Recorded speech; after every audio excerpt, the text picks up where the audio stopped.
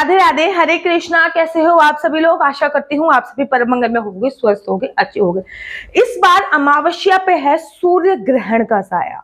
देखिए, जब भी अमावस्या पे सूर्य ग्रहण पड़ता है, वैसे भी अमावस्या पे ही सूर्य ग्रहण पड़ता है और पूर्णमासी पे चंद्र ग्रहण पड़ता है, लेकिन इस बार जो अमावस्या है वो है सर्वपितृ अमावस्या, जिसको मोक्ष अमावस्या भी कहते हैं। साल की सबसे बड़ी अमावस्या बोली जाती है।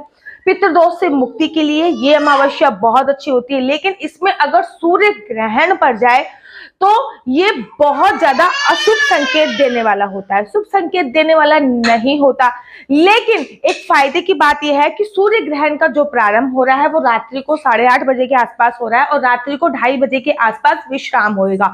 और अमावस्या तिथि का जो प्रारंभ है वो सूर्य उदय के अनुसार सुबह सुबह है। वैसे तो अमावस्या तिथि एक दिन पहले ही लग जाएगी 13 तारीख को, लेकिन सूर्य उदय के अनुसार 14 तारीख को सर्वपितृ अमावस्या बनाई जाएगी। आप लोग अमावस्या में जो भी कार्य आपके होते हैं, जैसे कि सर्वपितृ अमावस्या में कुछ मुख्य कार्य किए जाते हैं, इसकी गाय को चारा देना, कुत्ते को रोटी देना, ठीक है, कौवे को खाना देना, मछली को खाना देना आदि। ये सारे बहुत सारे कार्य होते हैं।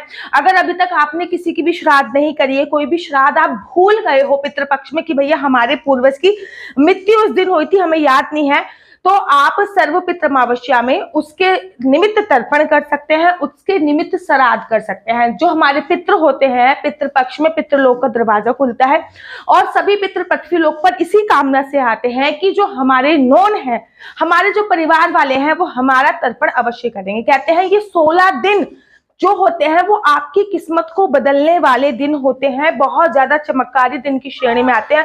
पूरे साल आप पितृपक्ष से परेशान हो, पितृदोष है, परिवार बढ़ नहीं रहा है, परिवार में आर्थिक स्थिति बहुत कमजोर है, बच्चों की शादी नहीं हो रही है, घर में फूट डली हुई है, तो ये सभी कारण पितृदोष के होते हैं। और ये जो पितृपक्ष आता है और इसमें आप बहुत सारे उपाय करके, मैंने अनगिनत वीडियो बनाई है, आप अपना पितृदोष खत्म कर सकते हैं। और अगर आपने पूरे 16 दिन का पितृपक्ष होता है, 16 दिन कुछ भी नहीं किया, तो लास्ट वाले दिन जिस दिन सर्वपितृ अमावस्या होती है उस दिन कुछ उपाय कर सकते हैं, जैसे कि आकाश में दक्षिण दिशा की तरफ अपने छत पर एक दीपक जला सकते हैं। अमावस्या वाले दिन घर के मुख्य द्वार के बाहर थोड़ा सा पानी डालिए। अमावस्या वाले दिन अपने घर पे कढ़ाई जरूर चढ़ाइए, क्योंकि जो कढ़ाई की सुगंध होती है तेल जलने की जगह, उससे हमारे पितृ तर्पण होते हैं। गायों को हरा चारा खिलाइए, गायों को गुड़ खिलाइए, इससे हमारे पितृ जो होते हैं वो तर्पित होते हैं।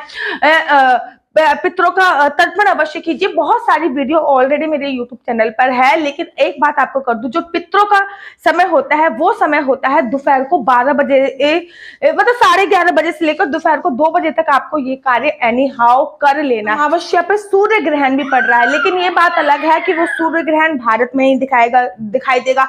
वैसे तो सूर्य ग्रहण जो है वो 8:30 बजे से लग रहा है, लेकिन पूरे विश्व में कहीं ना कहीं तो वो पड़ रहा है। सूर्य ग्रहण भारत में नहीं दिखाई देगा, इसलिए भारत में इसका सूतक भी मान्य नहीं होगा। आप एक बात एग्जांपल मान लीजिए, हमारे पड़ोसी के घर में किसी की डेथ हुई है तो हमारे घर पे सूतक नहीं लगेगा, लेकिन हमारे घर में कुछ नेगेटिविटी, नकारात्मकता आ जाएगी, क्योंकि पड़ोस में डेथ हुई है, लाश वगैरह पड़ी हुई है, ठीक है ना, वो लोग रो रहे हैं, विलाप करें, तो कुछ नकारात्मकता थोड़ी बहुत आ जाती है हमारे घर पे। ठीक इसी प्रकार जो सूर्य ग्रहण पड़ रहा है वो ब्रिटिश में, अमेरिका में, कनाडा की कुछ कंट्रियों में पड़ रहा है, लेकिन पूरे विश्व में सूर्य ग्रहण कहीं भी पड़े थोड़ी बहुत नेगेटिवता इंडिया में भी आ जाती है, भारत में भी थोड़ी बहुत नकारात्मकता आ जाती है। सूतक मान्य होगा नहीं क्योंकि पड़ोसी देश में सूर्य ग्रहण पड़ रहा है, लेकिन हर पूरे विश्व का सूर्य एक है, पूरे विश्व का चांद एक है। चंद्र देवता कष्ट में होते हैं जब चंद्र ग्रहण होता है, सूर्य देवता कष्ट में होते हैं जब सूर्य ग्रहण होता है। तो आपको कुछ कुछ नियम अवश्य करने हैं, जैसे कि अगर आप मॉर्निंग वॉक पे, इवनिंग वॉक पे जाते हैं तो उस दिन नहीं जाना, क्योंकि 8:30 बजे सूर्य ग्रहण है। और वैसे भी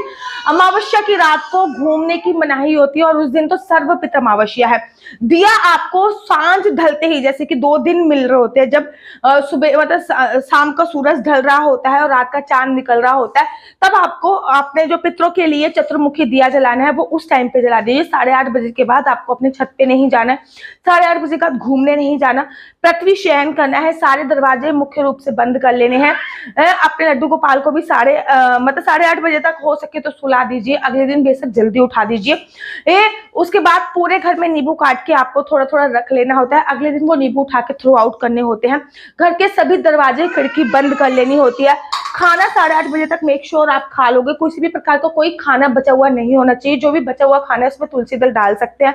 अमावस्या पे तुलसी दल नहीं तोड़ा जाता, इसलिए पहले ही आपको तुलसी दल तोड़ के रखना है, इस बात का ध्यान रखना है।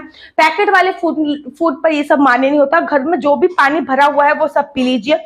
अगले दिन ताजा पानी ही यूज कीजिए। अगले दिन जो भी आपने कपड़े पहने हैं उनको नींबू से धुलने हैं। घर में नींबू वाले पानी का पोछा लगना है, गंगा जल का पोछा लगना है, मंदिर में नींबू वाले पानी का पोछा लगना है, नींबू वाले पानी का छिड़काव रखना है। जब पे अमावस्या पे सूर्य ग्रहण आता है तो जो तांत्रिक लोग होते हैं वो बहुत ज्यादा एक्टिव हो जाते हैं, इसलिए किसी भी प्रकार को रात को जो आप हैंग आउट कर रहे हैं वो नहीं करना। किसी भी प्रकार की काम वासना क्रिया को अंजाम नहीं देना। हो सके तो पृथ्वी शयन करना, हो सके तो जितना ज्यादा भगवान के नाम का स्मरण कर सकते हो उतने ज्यादा भगवान के नाम का स्मरण करना है।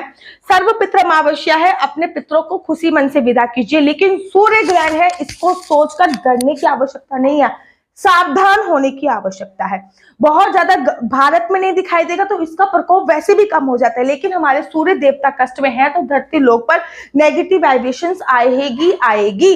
ठीक है ना। तो बस इन सारी बातों का ध्यान रखना है। आशा करती हूँ आपको मेरी वीडियो अच्छी लगती होगी। अगर आपको मेरी वीडियो अच्छी लगती है तो आप अपना यूट्यूब चैनल हरि बोल को लाइक शेयर सब्सक्राइब करना बिल्कुल भी मत भूलिए। तब तक के लिए मुझे दीजिए इजाजत। राधे राधे, हरे कृष्णा।